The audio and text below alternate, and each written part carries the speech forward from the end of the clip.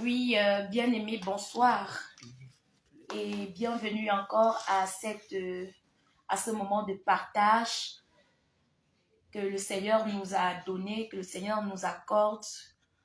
Avant toute chose, la Bible dit que le Seigneur est celui-là qui siège au milieu de la loi de l'adoration et il est le premier et le dernier. Sur ce, nous saurons commencer ce programme tant attendu, ce programme tant souhaité par plusieurs sur les réseaux sociaux, via les inbox de l'homme de Dieu. Nous saurons commencer ce programme sans d'abord bénir le Seigneur, sans dire merci au Seigneur pour ce moment. Alors, nous allons prier pour bénir le Seigneur. Homme de Dieu, est-ce que vous pouvez nous faire cela? Nous prions. Amen. Père, nous te rendons grâce. C'est un réel plaisir encore d'être dans ta présence et surtout, ô Dieu, de partager ta parole. Amen. Tu l'as dit, ô Père éternel, par Jésus-Christ, que ton corps est une nourriture. C'est la nourriture de l'âme, c'est la nourriture de l'esprit. Ô Dieu, pour donner vie à ceux qui étaient morts. Et tu as dit que celui qui mangera ta chair ne mourra pas. Amen. Et nous croyons, Père, que ta parole, c'est cette nourriture que tu nous donnes. Car tu l'as dit, l'homme ne vivra pas de pain seulement, mais de toute parole qui sort de la bouche de Dieu. Nous voulons, ô Dieu, recevoir ce pain avec action de grâce. Alléluia. Pour que nous soyons puissamment bénis, fortifiés dans notre âme et dans notre esprit.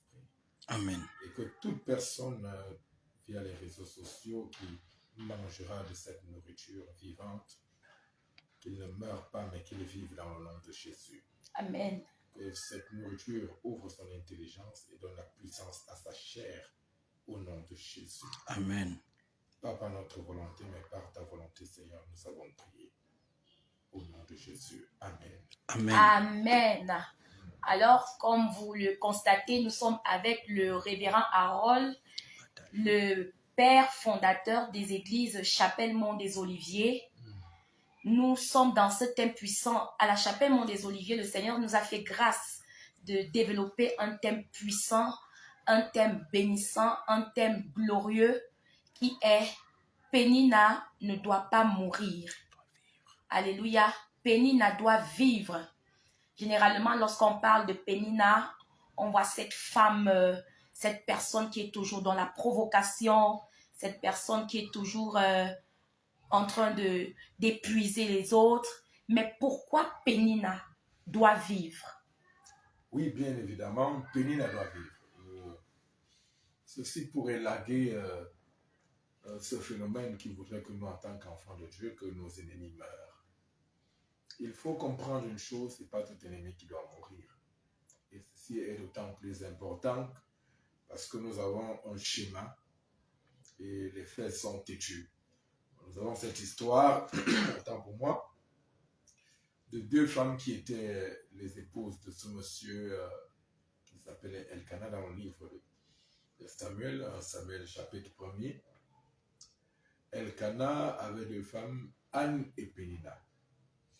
Et le comble de l'histoire voulait à cette époque que Pénina ait des enfants et Anne, Dieu l'avait plutôt rendue stérile.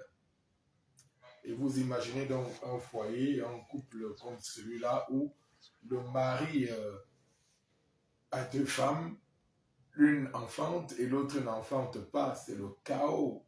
C'est un véritable capharnaüm qui est déjà organisé comme ça dans la maison. C'est le désordre, c'est les haines, c'est les disputes, c'est les guerres, c'est les promesses de mort et autres. Et vous imaginez un peu qu'on ait un foyer comme celui-là aujourd'hui. C'est des déchirures à n'en point finir. Et puisque le problème se vivait déjà, Pénina, lorsque nous lisons dans le livre de Samuel chapitre 1er, 1 Samuel chapitre 1er, il est écrit au verset 6, à partir du verset 5 à 6, mais il donnait à Anne une portion double, car il aimait Anne, mais l'Éternel l'avait rendue stérile. Et sa rivale la mortifiait même fort aigrement, afin de l'irriter, parce que l'Éternel l'avait rendu stérile. Clairement, voilà le problème, voilà le schéma d'une affaire qui venait de Dieu. La stérilité de Anne n'avait que d'origine que divine. C'est Dieu qui avait permis, que Pénina soit, autant pour moi, Anne soit stérile. Et Pénina était à côté d'elle. Pénina ne doit pas mourir. Pourquoi? Nous avons ce schéma qui, quelque peu, paraît dramatique et même douloureux pour cette jeune femme qui s'appelait Anne.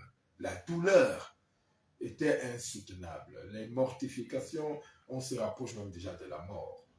Hein, vous voyez un peu, on te mortifie, c'est-à-dire on va toucher ta chair, on va toucher tes os, on va toucher ton âme, on va toucher ton esprit. Donc l'objectif des mortifications de la part de Pénina était de faire mal à Anne qui n'accouchait pas. Alors vous imaginez ce foyer où il y a deux dames, une qui accouche et l'autre n'accouche pas. C'est des guerres, c'est des douleurs, c'est des intrigues. Alors c'était un foyer d'intrigues. Anne vivait dans l'intrigue jour et nuit. Même lorsqu'il fallait qu'elle se retrouve devant le Seigneur, il y avait des intrigues. Vous imaginez, vous allez à l'église, qui est une maison où il doit y avoir de la tempérance, de l'amour. Mais pendant que vous donnez les offrandes, il y a une quand même qui se moque pour dire, ben voilà, depuis que tu donnes ces offrandes, qu'est-ce qui a changé? Vous imaginez un peu. La Bible dit, je crois bien dans le livre de Proverbes, que un cœur content, c'est la vie, mais un cœur abattu dessèche les eaux. Vous imaginez donc cette jeune femme de Anne, qui tous les jours de sa vie avait, n'est-ce pas, le cœur abattu et les os desséchés par ses mortifications. Elle était mordue dans son âme par les douleurs que lui créait sa épouse Pénina. Les douleurs étaient immenses, les douleurs étaient atroces. Mais comment vivre dans un climat et avec de telles situations? C'est la grâce de Dieu. C'est la grâce de Dieu qui pouvait maintenir cette jeune Anne dans la présence de Dieu. Je suis sûr d'une chose, par révélation, que Anne, à un moment donné, aurait succombé à ces tentations. Et c'est pourquoi vous allez vous rendre compte que quelque part dans la Bible, dans la même histoire, dans le même chapitre, le mari Elkana jouait un peu le rôle de modérateur. Elkana jouait le rôle de modérateur. C'est pourquoi lorsqu'il fallait donner des portions d'offrande, il donnait le double à Anne. Question de la calmer, question de la consoler dans sa chair pour lui dire vraiment, chérie, laisse tomber, ça va aller. Et il lui disait même parfois que tu ne vaux même plus que 7 fils. Ça veut dire qu'en tant que modérateur, il fallait qu'il trouvât les mots justes pour, n'est-ce pas, consoler Anne qui se faisait mortifier par Pénina. Mais ce qui est intéressant dans cette histoire, c'est pourquoi je voudrais que ceux qui nous écoutent, que les internautes posent des questions pour qu'on leur réponde. Pénina ne doit pas mourir, elle ne devait pas mourir parce qu'elle jouait un rôle décisif dans la bénédiction de Anne, qui se meurtrissait dans son âme, sans toutefois abandonner le combat. Elle n'a pas abandonné le combat malgré ses meurtrissures. Et je rends grâce à Dieu. Pourquoi? Parce que la Bible dit, je crois bien dans le livre d'Isaïe chapitre 60, c'est par les meurtrissures de Christ que nous sommes sauvés. Et le châtiment qui nous donne la paix est tombé sur lui. Le châtiment tombait sur Anne. Elle était châtiée par la verge de Pénina. C'était des mots durs. Ce n'étaient pas des mots qui pouvaient permettre à Anne de rester debout. Vous imaginez un peu la scène. Puisqu'elle était brisée dans ses os, elle devait sentir sa douleur. L'objectif, certainement, c'était que Anne devait quitter le foyer. Elle devait abandonner et dire vraiment, ça ne va pas, il faut que je quitte ce foyer. Et Pénina se sentait à l'aise du fait qu'elle a des enfants. Vous imaginez dans un foyer où s'il faut puiser de l'eau, Il faut faire des commissions, elle se trouvait esselée, abandonnée. Même pour rire, elle ne pouvait pas rire. Vous imaginez un peu. Mais elle a pu gérer cette douleur. Et ce qui est intéressant, c'est pourquoi j'aime qu'il y ait des péninas tout autour de nous. Quand nous avons des péninas, c'est pour un but. Ce n'est pas tout le monde qui doit mourir. Ce n'est pas tout le monde qui doit s'éloigner de nous. Dieu a fait le bien et le mal à un moment donné, certainement pour nous enseigner des choses, pour interroger notre conscience. C'est les meurtrissures, les douleurs qu'infligeait Pénina à Anne qui vont pousser Anne à crier devant l'Éternel davantage. Nous avons ce schéma un peu plus loin dans le livre de Marc et bien évidemment dans le livre de Matthieu avec Bartimée l'aveugle. Bartimée, en tant que Jésus est en train de passer, il écoute la voix de Jésus qui, quelque temps avant, a eu à guérir des cas comme le sien. Et il a eu à ouvrir les yeux aux aveugles. Il a eu à faire des choses extraordinaires. Le témoignage était là. Et quand Bartimée apprend que Jésus est en train de passer, les hommes qui étaient tout autour de Bartimée criaient plus pour que Bartimée se taise. C'est le même travail que Pénina jouait auprès de Anne. Les mortifications ou alors les meurtrissures qu'infligeait Pénina à Anne étaient de nature à la faire taire devant le Seigneur. Et même d'abandonner le foyer, de ne même plus croire que quelque chose serait possible pour elle. Nous avons des gens comme Pénina tout autour de nous. Nous avons la foule comme tout autour de Bartimée, dont l'objectif est de nous museler. En tant que chrétien, il faut qu'il y ait la foule, il faut qu'il y ait Pénina. Si nous allons un peu plus loin avec Néhémie, qui s'en va pour rebâtir la muraille de Jérusalem qui avait été bombardée par l'ennemi, se retrouve entre deux intrigants comme Sambala et Tobidja, sans oublier Noadja, la fausse prophétesse, et les Arabes qui étaient, n'est-ce pas, rassemblés pour empêcher la construction. C'est certainement ce travail-là qu'ils jouaient.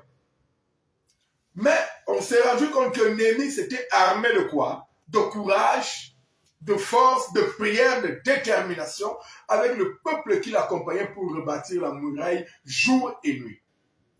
Pénina est l'image de ceux-là qui nous donnent encore cette motivation de combattre.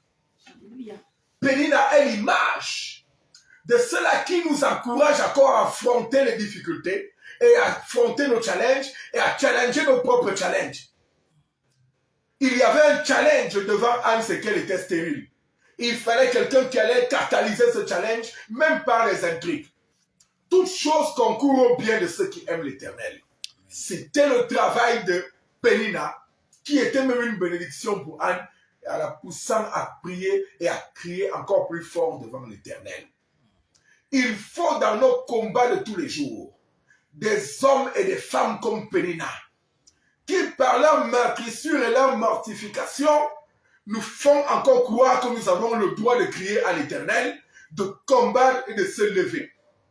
Comme Dieu pouvait dire à Josué, fortifie-toi et prends courage. Quand vous avez quelqu'un à côté qui ne croit pas en vous, quand vous avez quelqu'un à côté qui ne croit pas que quelque chose de bon peut sortir de vous, quand vous avez quelqu'un à côté qui est en train de vous dénigrer de jour comme de nuit, qu'il y a quelqu'un à côté qui peut vous lancer des pics, comme on le dit habituellement, alors nous chrétiens, ou alors toi chrétien, réjouis-toi que cela t'arrive, parce que ça doit déterminer la foi que tu as, de te livrer dans la bataille, de livrer bataille et de crier à l'Éternel. Il faut des Péninas tout autour de nous, des gens qui peuvent même se moquer de nous, mais que cela crée en nous une sainte colère d'avancer et de crier à l'Éternel. Non, Pénina ne doit pas mourir. Ceux qui vous intriguent, ceux qui se moquent de vous, ceux qui vous calomnient, ceux qui disent du mal de vous, n'ont pas le droit de mourir. Parce qu'il faut que ce mal, ces mots qu'ils disent de vous, ces blessures, ces poignards qu'ils portent contre vous, vous motivent à vous lever avec une sainte colère et à affronter la vie à affronter les batailles, à affronter l'ennemi, à affronter les combats, à affronter les difficultés et remporter les batailles comme Anne. Amen. Les mortifications de Pénina ont été, n'est-ce pas, pour Anne, une sainte motivation et de dire à l'Éternel, Seigneur, tu dois me donner ma part de consolation. C'est pourquoi derrière la manière dont Anne s'est levée pour prier, a poussé l'Éternel à ôter la stérilité dans sa vie et de lui donner sa part de Samuel qui était son lot de consolation. Amen. La manière dont Pénina a mortifié Anne a amené Anne à changer les termes de sa prière. Le cadre de référence, le cadre du combat, les termes de référence avaient changé. La manière de Anne avait changé parce que la manière de mortification également avait augmenté et avait même changé le paradigme. Le paradigme de ta prière doit changer. Amen. Parce qu'il y a derrière des Péninas qui te font ça dur. Il y a derrière des Péninas qui se moquent de toi, qui attendent que tu chutes, qui attendent que tu tombes pour dire les choses. C'est tout à fait normal. Dans le monde des affaires, n'attendez pas toujours qu'il y ait des gens qui disent que ça va aller. Il faut des gens qui disent que ça ne va pas marcher. Il faut des gens qui disent vraiment tu veux investir, ça ne va pas donner. Mais que derrière tu crois à ce que tu fais. Anne a cru à sa prière lorsqu'elle s'est levée devant l'Éternel. Elle a vu la puissance de Dieu qui s'est manifestée. Pardon. Elle a changé sa manière de prier. Elle a dit à l'Éternel, Éternel mon Dieu, dans un esprit d'adoration, elle a dit à l'Éternel, si tu me donnes un fils, je te le consacrerai. C'est la prière que Dieu attendait, mais qui était boostée par les mortifications de Pénina. Toi qui m'écoutes, il y a des gens que Dieu a mis tout autour de toi, qui disent des choses qui ne sont même pas normales et qui peut-être ne sont même pas vraies. Là n'est pas le problème. Ce qui doit te motiver, c'est que tu dois réussir et prouver à ces hommes le contraire de ce qu'ils pensaient de toi. Amen. C'est pourquoi Anne s'était levée et elle a prouvé à Pénina le contraire de ce qu'elle pensait d'elle. Et Dieu a ôté la stérilité dans sa vie. Alléluia. Il y a une stérilité que Dieu veut ôter dans ta vie. Il y a un problème que Dieu veut ôter dans ta vie. Mais le problème, c'est que tu t'arrêtes et tu t'attardes sur ce que les gens disent de toi. Ça t'épouvante. Ça te fatigue, ça te décourage. Mais laisse-moi te dire, il est important que ces gens vivent. Arrête de prier qu'ils meurent. Arrête de prier qu'elle meure. Arrête de prier que ton oncle meure, que ta tante meure, que ta coépouse meure. Au contraire, ces meurtrissures, c'est par les meurtrissures de Jésus-Christ que nous sommes sauvés. Ce qui te fait mal aujourd'hui doit te donner la force demain de continuer. Ce qui te rend faible aujourd'hui doit te donner la force demain de continuer la bataille. Amen. Tout le monde a ses meurtrissures. Pour être sauvé, tu dois avoir tes meurtrissures.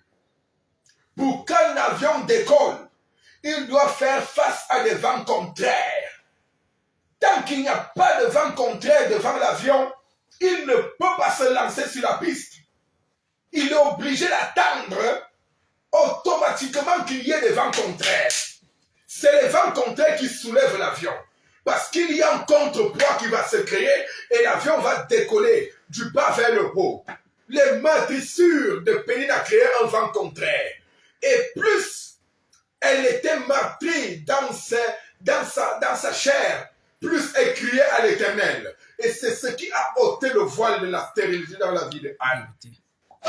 Bien-aimé, quel que soit ce dans quoi tu t'investis ce soir, laisse-moi te dire quelque chose. Tu ne devras pas te décourager. Amen. Tu ne devras pas abandonner. Amen. Tu ne devras pas te refroidir. Amen. Laisse-moi te dire ce soir, fortifie-toi et prends courage.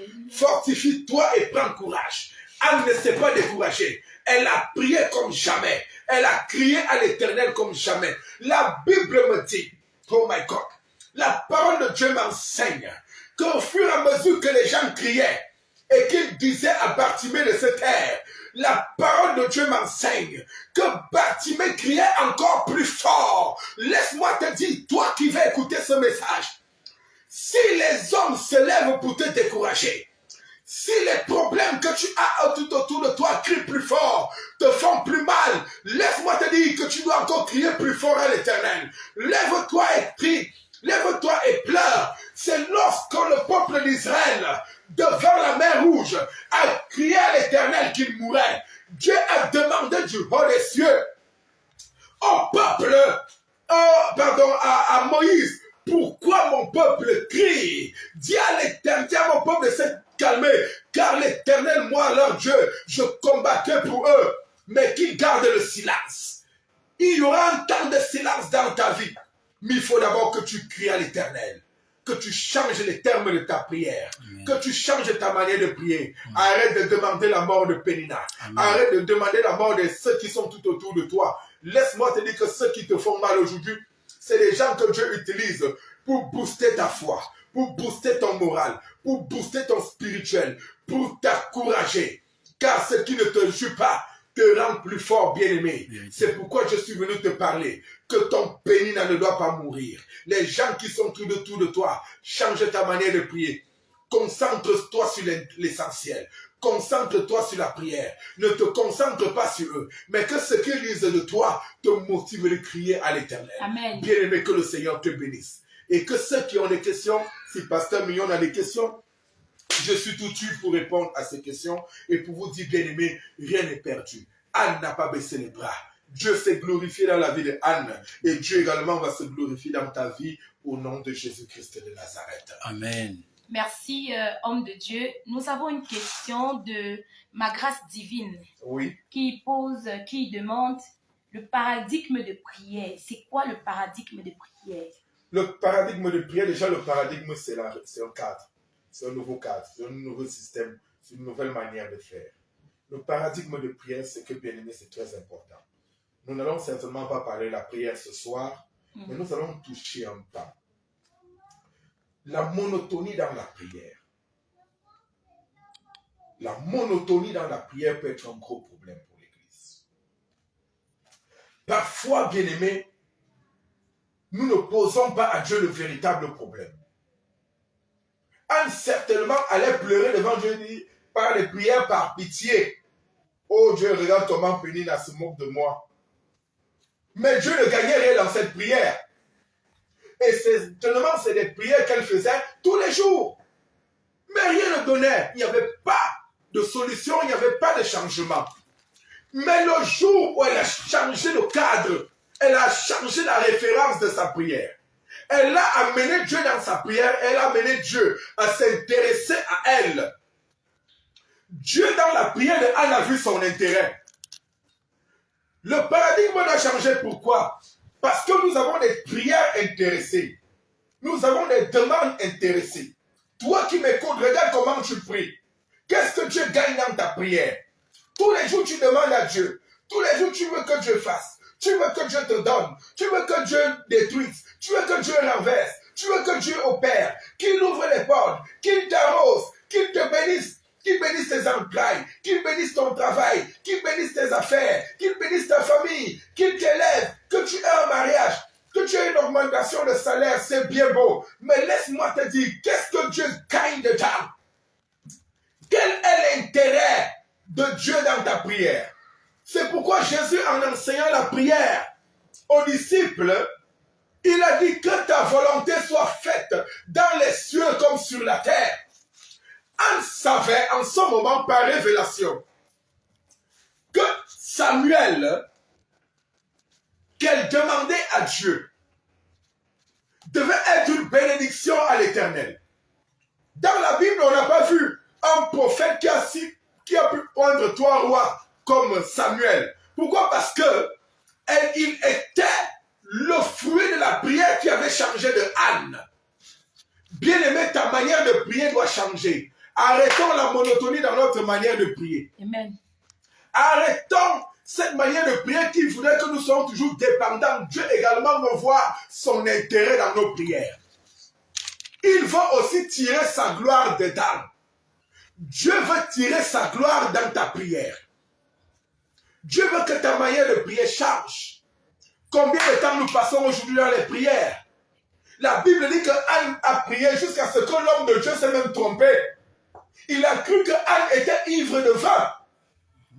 Combien de chrétiens aujourd'hui sont ivres du Saint-Esprit lorsqu'ils crient à l'Éternel? Ma fille, ma grâce divine, ta question a bel et bien le droit d'être fondée. Nous faisons des prières par pitié. Combien de chrétiens passent le temps? 1 heure de temps, 2 heures, 3 heures, 5 heures dans la prière. Aujourd'hui, nos prières, c'est quand on a des problèmes.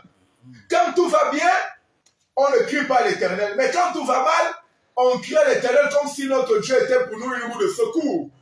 Nul ne peut se servir de l'Éternel. Et c'est ce que nous faisons habituellement. C'est pourquoi le paradigme doit changer. La référentielle, autant pour moi, le référentiel de la prière doit changer. Dieu doit trouver son intérêt dans nos prières. Et c'est lorsque Dieu se reconnaît dans nos prières que sa gloire également est manifestée. C'est pourquoi nous avons longtemps des prières qui demeurent stériles, parce que Dieu ne s'est pas retrouvé à l'intérieur. Mais à partir d'aujourd'hui, je crois par la grâce de Dieu, ta prière aura le droit d'être fondée devant le Seigneur, parce tu auras prié comme Anne. Anne a dit à Dieu, si tu me donnes un fils, je te le consacrerai. Dieu a eu la grâce de se reconnaître dans la prière de Anne. Alléluia. Amen. Amen. Homme de Dieu, nous avons une autre question de Daniel. Daniel qui pose la question, aujourd'hui, comment pouvons-nous faire pour que nos prières puissent plaire à Dieu? Vu que Anne, après avoir prié, après que le Seigneur ait exaucé sa prière, elle a donné son fils comme étant cette alliance-là entre ce que le Seigneur a fait pour elle et ce pourquoi elle remerciait le Seigneur avec son fils. Alors aujourd'hui, comment pouvons-nous faire pour plaire au Seigneur afin d'être exaucés? Amen. La parole de Dieu déclare, Pasteur Millon, or sans la foi, il est impossible d'être agréable à Dieu. L'Église, ou alors le chrétien, pour voir les prières qui s'accomplissent, qui prospèrent devant l'Éternel, le chrétien doit être agréable à l'Éternel. Amen. Nos prières doivent être agréables à l'Éternel. Anne fut agréable à l'Éternel et sa prière fut également agréable à l'Éternel. Le problème ici, c'est que nous, les chrétiens, nous sommes malhonnêtes. Nous sommes voleurs, nous sommes des tricheurs. Il y a des gens qui ont fait des prières comme Anne, mais n'ont pas fait comme Anne. Quand Dieu a donné, ils n'ont pas redonné à Dieu. Oh Seigneur, quand tu vas me donner un mari, vraiment, on va passer le temps. Le jour même du mariage, disparition totale. Ni elle ni le mari ne viennent pas à l'église. Eh oui, le jour, on entend les prières, vraiment, pasteur, quand Dieu va me donner beaucoup d'argent, je vais acheter le terrain à l'église, oh, je vais acheter une voiture au pasteur. Qu'est-ce qu'on n'a pas encore entendu? Et l'Éternel aussi dit gloire à Dieu, il bénit. Parce que notre Dieu n'est pas un Dieu injuste. Amen. Il va donner. Dieu ne se répand pas de ses dons. Mais lorsque cette personne est bénie, en retour, il n'y a rien. 1, elle disparaît de l'église. 2, son téléphone ne passe plus. 3, le jour où vous vous rencontrez par hasard, il vous fait comprendre que non, vraiment, la foi c'est dans le cœur. Ça ne marche plus. Il n'y a plus d'intégrité dans l'église et dans la vie des chrétiens. Le cas de Anne est un cas d'intégrité devant le Seigneur. Elle a su conserver son alliance. C'est aussi ça l'honnêteté spirituelle. Est-ce qu'on est encore honnête, même dans nos prières? C'est la grande question que je poserai aussi à tous ceux qui nous écoutent aujourd'hui. Il n'y a plus d'intégrité. Il n'y a plus d'intégrité spirituelle. Comme ce fut avec le cas de Job. La Bible dit que Job se trouva juste et intègre aux yeux de l'Éternel. C'est pourquoi malgré les malversations diaboliques, ça n'a pas marché. Job est resté juste et intègre devant le Seigneur. Anne s'est montrée intègre et fidèle devant le Seigneur. Nous devons également être fidèles dans nos prières. Seigneur, tu m'as béni. En retour, j'honore. Je t'honore. Je donne gloire à ton saint nom. C'est ce que Dieu attend aussi de nous par rapport à la question que Daniel a posée tout à l'heure. Soyons fidèles et intègres. Samuel n'avait même pas encore été C'est-à-dire, il n'a pas fini son nombre de tétés et qu'il a été sevré. Vous voyez qu'elle s'est même hâtée. Elle est allée plus vite. Ceci a même provoqué que derrière, Anne ait encore d'autres enfants, autant pour moi. Vous voyez comment, même après la bénédiction, elle a changé encore le paradigme. Elle a appuyé sur l'accélérateur. Qui parmi nous serait prêt à sevrer son enfant et aller le laisser à l'église? Dieu a dit, et si nous les hommes aussi méchants que nous sommes,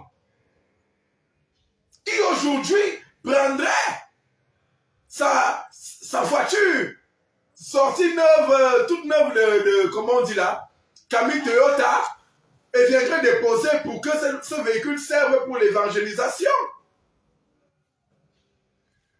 Pour que Dieu augmente derrière. Alléluia. Amen. Le cas d'espèce nous enseigne, bien-aimés.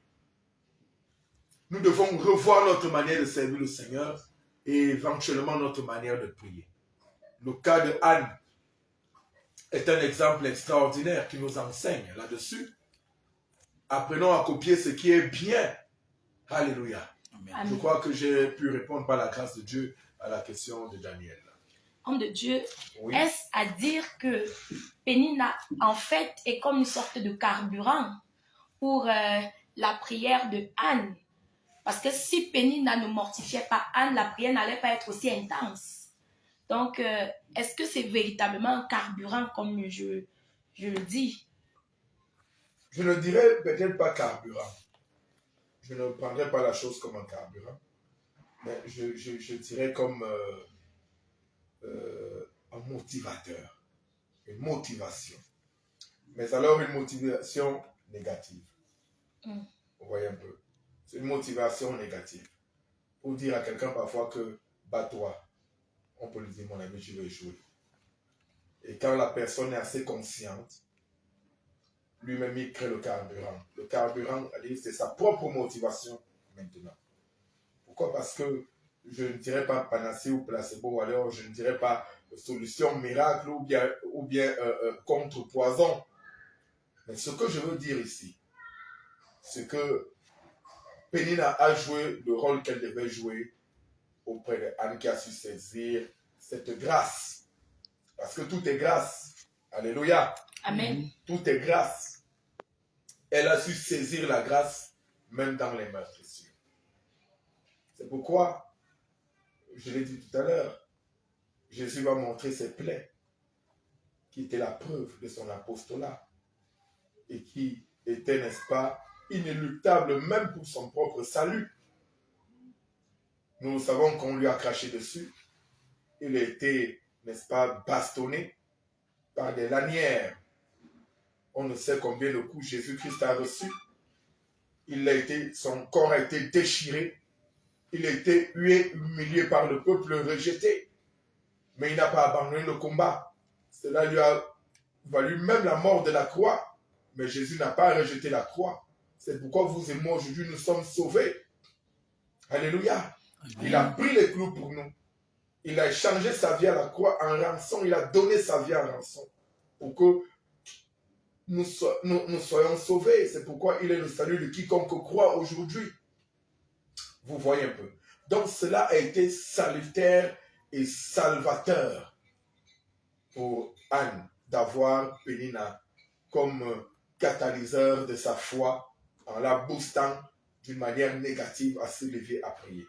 Donc c'est pourquoi je vous disais, et par révélation, Dieu a dit, ne tuons pas les Pénina.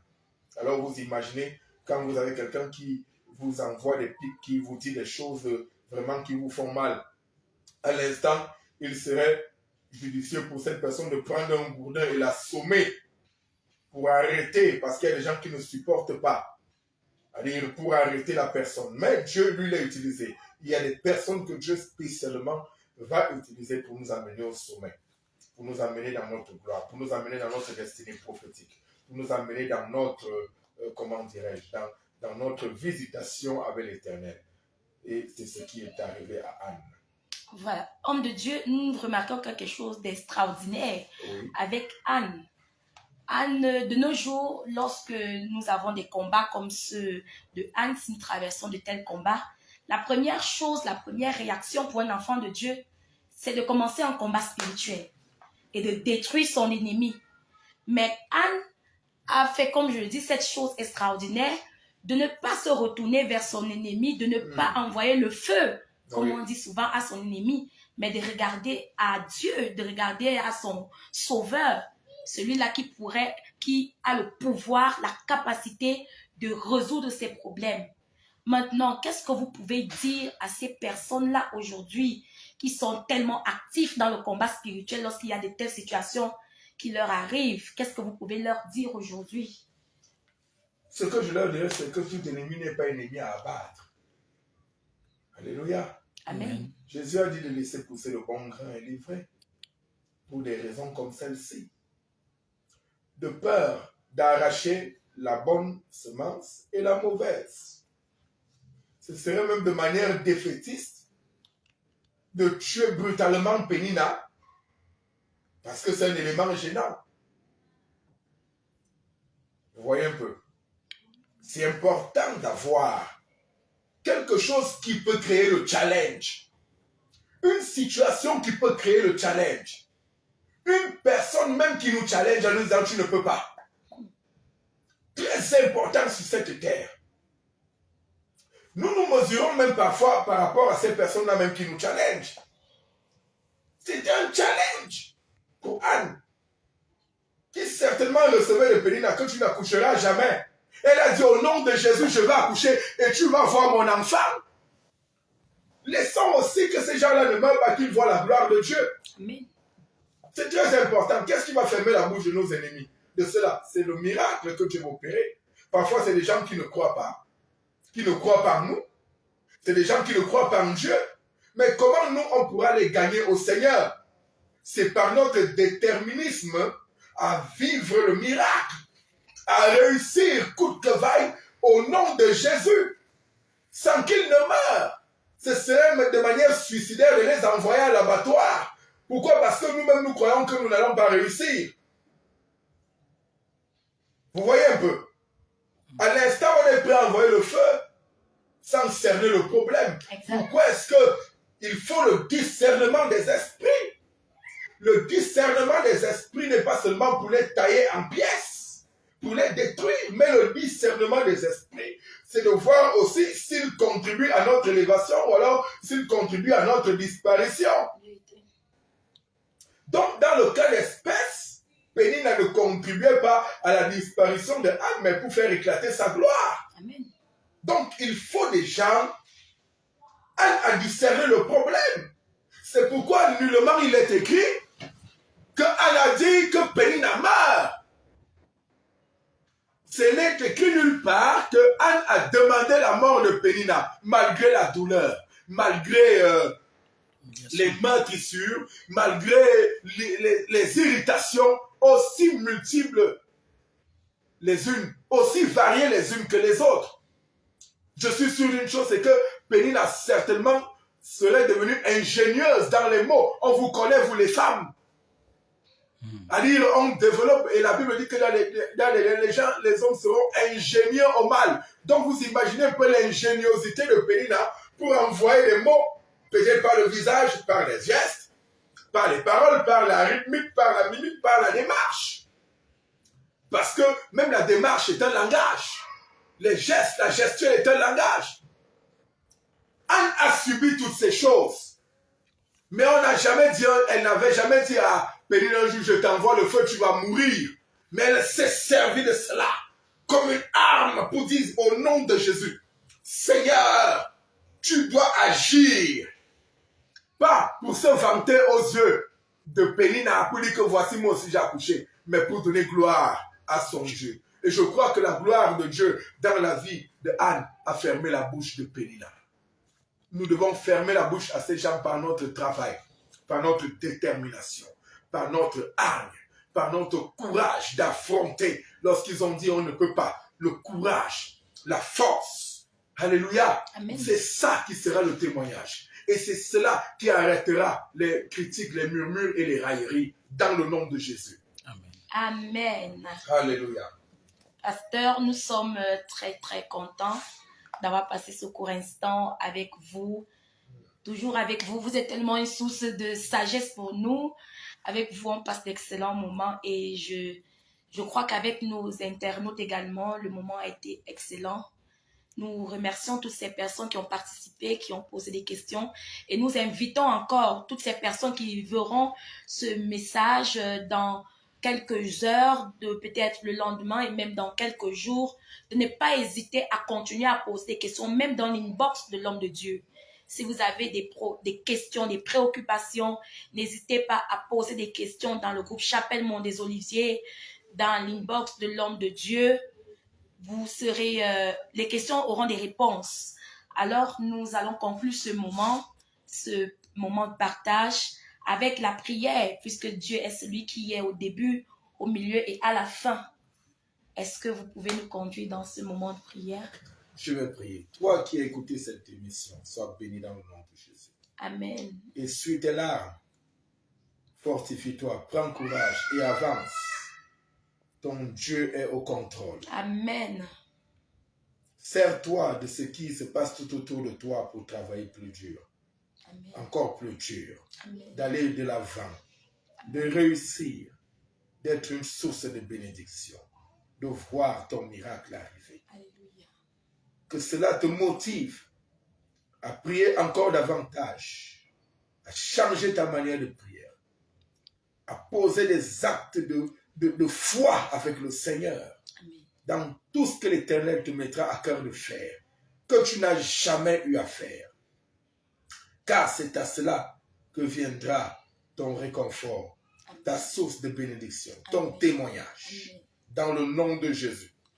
Et comme Anne a été visitée, toi également tu seras visité. Alléluia. Ta famille sera visitée. Amen. Tes entrailles seront visitées. Amen. Tes enfants seront visités. Amen. Ton foyer sera visité. Amen. Ton travail sera visité. Amen. Toi qui n'as encore rien à faire, en écoutant cette émission, que le Seigneur te donne un témoignage. Amen. Tous ceux qui ont écouté cette émission, qui l'ont pris de bout en bout, recevez les témoignages dans le nom de Jésus. Amen. Recevez les témoignages dans le nom de Jésus. Amen. Que votre manière de prier change. Soyez les ânes de l'heure. Soyez les ânes du moment. Soyez les ânes des temps présents. Au nom puissant de Jésus. Soyez puissamment bénis. Au nom de Jésus. Amen. Amen.